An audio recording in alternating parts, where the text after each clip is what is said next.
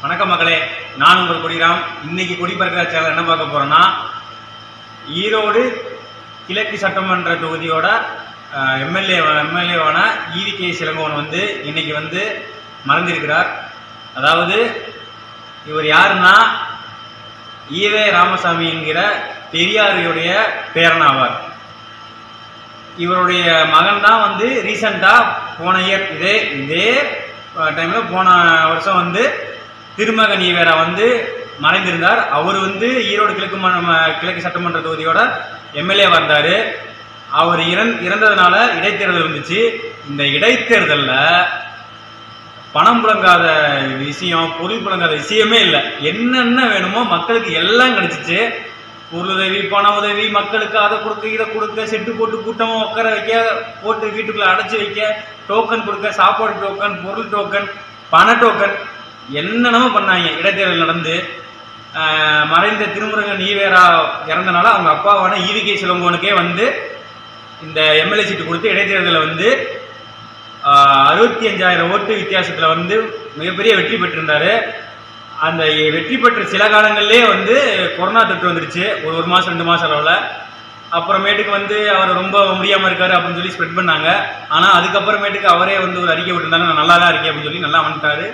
திரும்பி அதுக்கப்புறமேட்டுக்கு 1 வருஷம் ரொம்ப முடியாத நிலைமையில இருந்தாரு, பெட்லேயே இருந்தாரு. அதுக்கப்புறமேட்டுக்கு இன்னைக்கு என்ன நியூஸ்னா, ஈவி.கே. இளங்கோவன் எந்திராக அறிக்கை வந்திருக்கு, இறந்து விட்டார்.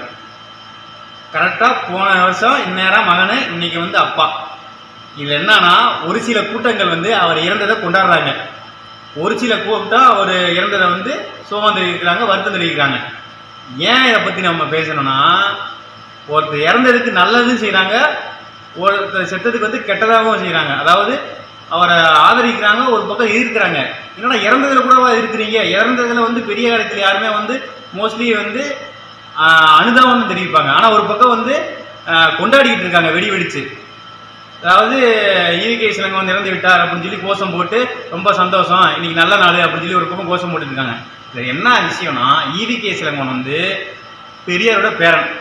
அதாவது அண்ணன் மகன் அப்படின்னு சொல்லலாம். அதாவது ஈவே வெங்கட்ராமசாமியோட மகனான ராமசாமி, கிருஷ்ணசாமி, இவங்க 2 பேரு. கிருஷ்ணசாமிக்கு பிறந்த சம்பத்தோட பையன் தான் ஈவி.கே. இளங்கோவன் அப்படின்னு சொல்லலாம். அதே மாதிரி இது என்னன்னா, ஈவி.கே. இளங்கோவன் பிரபாகரன், அதாவது விடுதலை புலிகளோட தலைவர் பிரபாகரன் அவரோட மகன் இறந்ததாக ஒரு செய்தி வந்துச்சு. அந்த செய்தியை ரொம்ப சந்தோஷமா, இந்த செய்தியை நான் ரொம்ப சந்தோஷமா நான் பாக்குறேன் அவர் இறந்ததை அப்படின்னு சொல்லி அறிவிச்சிருப்பாரு. அதே மாதிரி கலைஞரை பற்றி, திமுக பத்தியும் அவதூறா பேசியிருக்காரு. அதாவது எப்படின்னா, அப்பா கொள்ளடிச்சாரு, அண்ணாட்டு இருந்து கொள்ளடிச்சாரு, எம்ஜிஆர் இருந்து கொள்ளடிச்சாரு, எங்க கட்டி இப்ப கொள்ளடிக்காரு அப்படின்னு சொல்லி நிறைய இந்த மாதிரி சர்ச்சை பேச்சுகள்லாம் பேசியிருக்காரு. ஒரு பக்கம் கெட்ட விஷயங்கள்லாம் சேர்த்து வச்சிருக்காரு, ஒரு பக்கம் நல்ல விஷயமாவும் இந்த மாதிரி மக்களுக்கு நல்லது செய்யறது. அதே மாதிரி பரம்பரை காங்கிரஸ், அதே மாதிரி சிவாஜியோட மிகப்பெரிய ரசிகன், சிவாஜி வழியில அரசியல் செய்யக்கூடியவர். சிவாஜி ஜானகி அம்மையா கூட இருக்கும்போது அதே பதவி விலகி சிவாஜிக்கு உண்மையா இருக்குன்னு சொல்லிட்டு அதே ஜானகி கூட போய் பதவி விலகி போய் ஜானகி அம்மா கூட போய் நின்னது.